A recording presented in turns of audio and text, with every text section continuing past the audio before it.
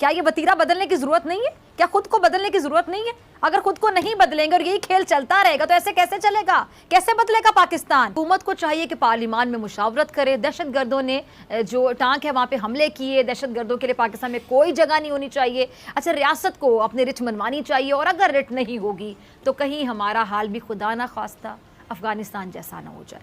America और चीन में जो बढ़ती हुई कशीदगी है, इससे पाकिस्तान पर क्या असरात मुरतब होते हुए आप देख रहे हैं? इस सारे मामले में पाकिस्तान का क्या किरदार हो सकता है?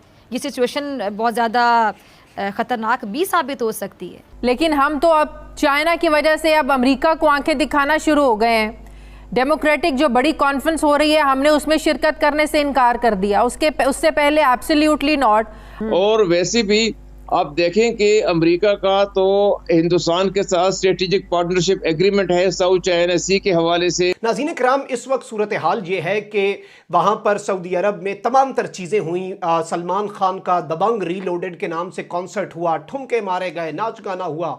उसके साथ ही साथ वहीं दूसरी जानिब तबलीगी जमात जो है उस पर पाबंदियाँ भी लगाई गई।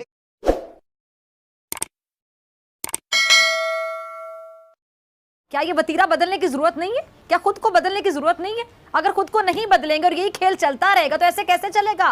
कैसे बदलेगा पाकिस्तान? खुद को बदलो फिर बदलेगा पाकिस्तान। अगर ऐसे ही चलता रहेगा तो ऐसे नहीं चलेगा। दहशतगर्द जमात से मुज़ाकरात से मुतालिक हुकूमत गलती ना करे। तहरीक तालिबान पाकिस्तान से मुज़ाकरात का अज खुद फैसला किया है। हुकूमत को चाहिए कि पार्लियामान में मुशावरत करे। दहशतगर्दों ने जो टांक है वहाँ पे हमले किए, दहशतगर्दों के लिए पाकिस्तान में कोई जगह नहीं होनी चाहिए। अच्छा, रियासत को अपनी रिट मनवानी चाहिए और अगर रिट नहीं होगी तो कहीं हमारा हाल भी खुदा ना खास्ता अफगानिस्तान जैसा ना हो जाए।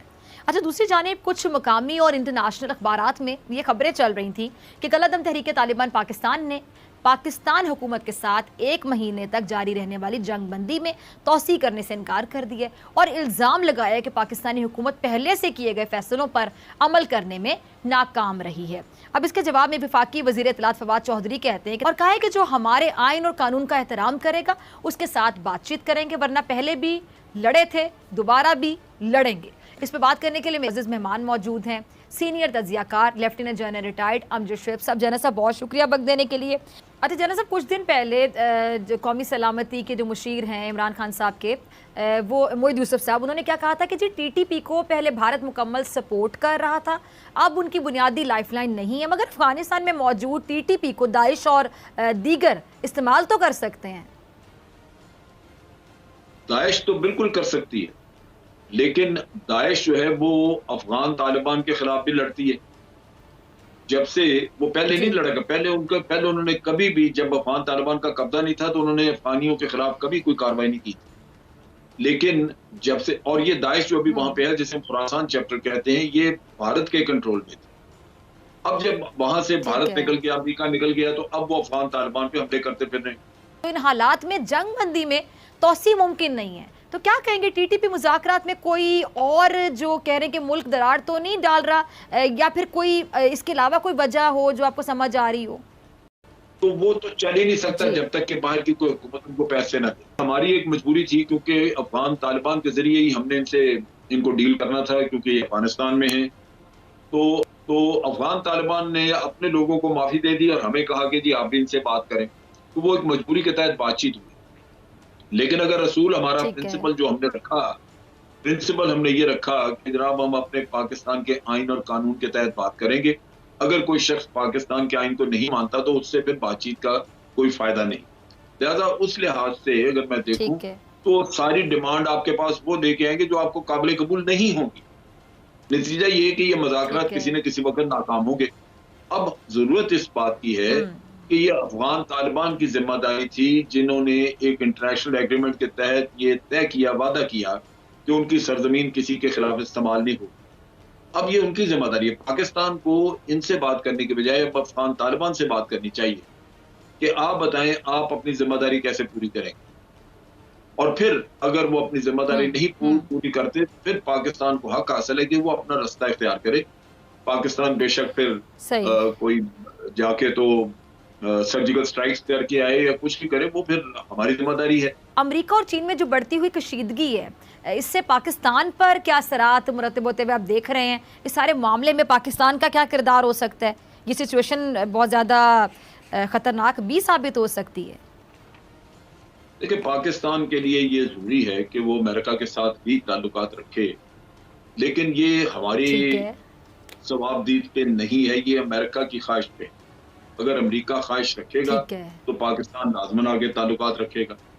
वो सुपर पावर है, अगर वो पाकिस्तान को बिल्कुल किसी तरफ ही ना मुंह ना लगाएं, बात ही ना करें, तो फिर आप तो जबरदस्ती ताल्लुकात उनसे नहीं रख सकते। इसलिए पाकिस्तान का जहां तक नीयत का ताल्लुक है, हमारा कोई मसला नहीं। हम चाहते हैं कि अमेरिका के साथ भी रिलेशन अच्छे ताल्लुकात रहें। लेकिन हम तो अब चाइना की वजह से अब अमेरिका को आंखें दिखाना शुरू हो गए हैं। डेमोक्रेटिक जो बड़ी कॉन्फ्रेंस हो रही है, हमने उसमें शिरकत करने से इनकार कर दिया। उससे पहले एब्सोल्युटली नॉट।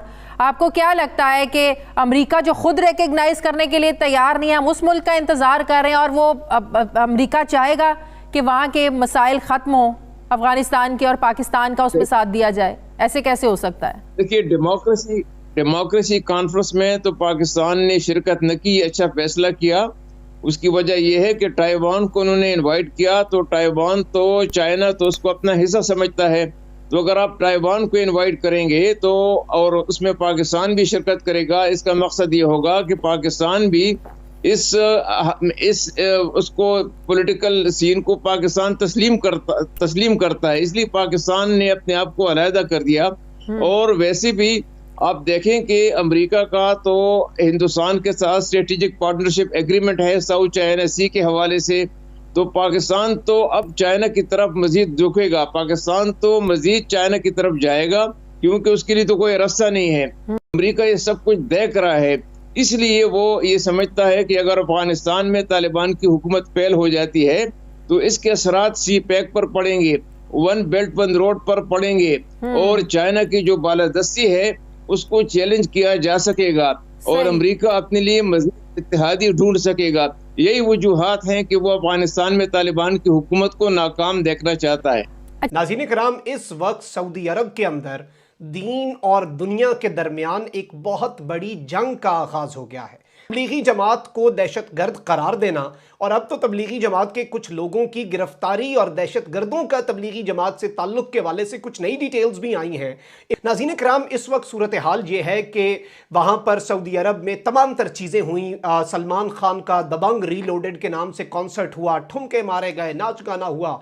उसके साथ ही साथ वहीं दूसरी जानिब तबलीगी जमात जो है उस पर पाबंदियाँ भी लगाई गई। लेकिन मामला यहाँ पर नहीं रुका और अब मामला इंतहाई गंभीर और बहुत तेज़ी से, बड़ा ही फास्ट पेस तरीके से इस वक्त सऊदी अरब आगे को बढ़ रहा है। इससे पहले आपने कुछ चीज़ें समझनी है। नाज़रीन किराम, हुआ यह है कि इस वक्त सऊदी अरब के अंदर अगर बात की जाए तो मोहम्मद बिन सलमान की जो पॉलिसीज़ हैं वो बड़ी मुख्तलिफ हैं।